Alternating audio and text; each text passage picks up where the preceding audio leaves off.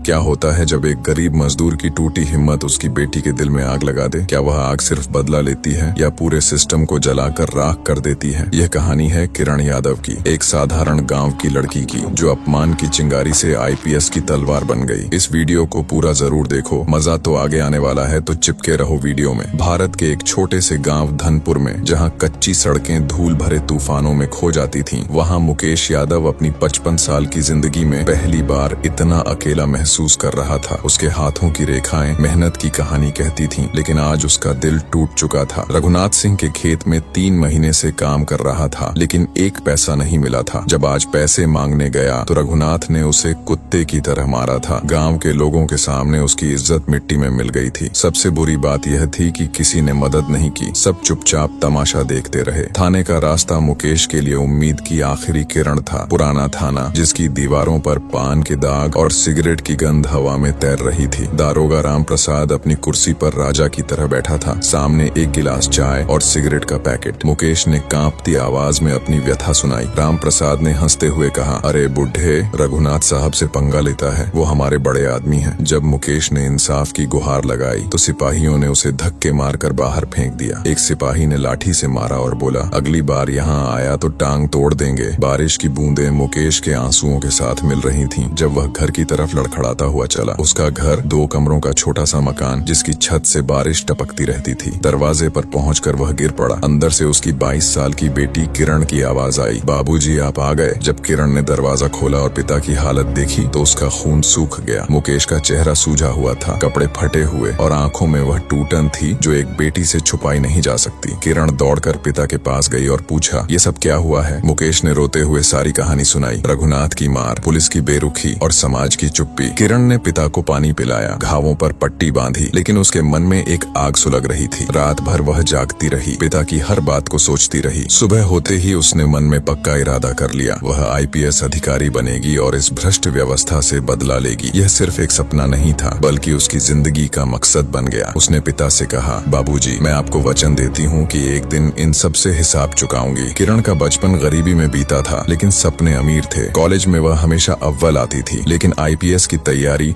एक अलग ही चुनौती थी। गांव में कोई पुस्तकालय नहीं था, इंटरनेट का नाम तक नहीं सुना था। उसने अपने कमरे में एक कोना आईपीएस की तैयारी के लिए अलग किया। पुरानी किताबें जो शहर से मंगवाई, एक टिमटिमाता बल्ब और अटूट इच्छा शक्ति, यही उसके हथियार थे। दिन में कॉलेज, शाम को ट्यूशन पढ़ाना और रात को अपनी पढ़ाई। किरण का दिनचर्या इतना कठिन था कि गांव के लोग हैरान रह जाते। मुकेश चुपके से चाय बनाकर रख देते और कहते, बेटी तू ही मेरी आखिरी उम्मीद है। पहले साल की तैयारी में किरण को कई बार हार का एहसास हुआ। प्रारंभिक परीक्षा का पाठ्यक्रम इतना विस्तृत था कि लगता था जैसे समुद्र को चम्मच से पीना हो। इतिहास से लेकर समसामयिक घटनाएं तक, संविधान से लेकर अर्थशास्त्र तक, हर विषय एक पहाड़ लगता था। लेकिन किरण ने हार नहीं मानी। उसने अपना समय सारणी बनाया। हर दिन 12 से 14 घंटे पढ़ाई करती। कभी बुखार आता, कभी सिर दर्द, लेकिन वह नहीं रुकती। गांव के लोग हंसते, लड़की को आईपीएस बनना है, लेकिन किरण पर इन बातों का कोई असर नहीं होता। वह जानती थी कि उसका सपना सिर्फ उसका नहीं, बल्कि हर उस गरीब का है जिसे व्यवस्था ने ठुकराया है। दूसरे साल किरण ने प्रारंभिक परीक्षा दी। परिणाम का इंतजार उसके लिए सबसे कठिन दिन थे। जब परिणाम आया और उसका नाम पास की सूची में था तो वह रो पड़ी। मुकेश की आंखों में गर्व के आंसू थे, लेकिन अभी मुख्य परीक्षा और साक्षात्कार बाकी था। मुख्य परीक्षा की तैयारी के लिए उसे शहर जाना पड़ा। वहाँ उसने एक छोटे से कमरे में रहकर कोचिंग की। हर महीने के पैसे जुटाना मुश्किल था, लेकिन ट्यूशन पढ़ाकर किसी तरह गुजारा चलाती। कोचिंग में उसे ऐसे दोस्त मिले जो उसकी तरह गरीब परिवार से आए थे और बड़े सपने देख रहे थे। सबका एक ही मकसद था, व्यवस्था बदलना। मुख्य परीक्षा किरण के लिए जिंदगी का सबसे कठिन इम्तिहान था। हर प्रश्न पत्र 3 घंटे का और हर सवाल एक चुनौती। लेकिन जब उसे पिता की टूटी हिम्मत याद आती तो हाथ अपने आप चलने लगते। राम प्रसाद की हंसी और रघुनाथ का अहंकार, यह सब उसे ताकत देता। मुख्य परीक्षा का परिणाम आया तो वह फिर पास हो गई। अब बारी थी साक्षात्कार की। दिल्ली में साक्षात्कार देना किरण के लिए पहला अनुभव था। बड़ी इमारतें, अंग्रेजी बोलने वाले अभ्यर्थी और वह एक छोटे गांव की साधारण लड़की। लेकिन जब साक्षात्कार मंडल के सामने बैठी और अपनी कहानी सुनाई तो सबकी आंखें नम हो गईं। मैं एक मजदूर की बेटी हूँ, किरण ने साक्षात्कार में कहा था। मेरे पिता को न्याय नहीं मिला, लेकिन मैं यह सुनिश्चित करूंगी कि आने वाली पीढ़ी को यह दुख न झेलना पड़े। साक्षात्कार मंडल के अध्यक्ष ने पूछा, अगर आप आईपीएस बनी तो सबसे पहले क्या करेंगी? किरण का जवाब था, व्यवस्था में जो कमजोरियां हैं उन्हें दूर करूंगी। गरीब और अमीर के बीच न्याय में कोई फर्क नहीं होगा। परिणाम की रात किरण किरण और मुकेश दोनों जागे रहे। सुबह जब परिणाम आया और किरण का नाम चुने गए अभ्यर्थियों में था तो लगा जैसे पूरा गांव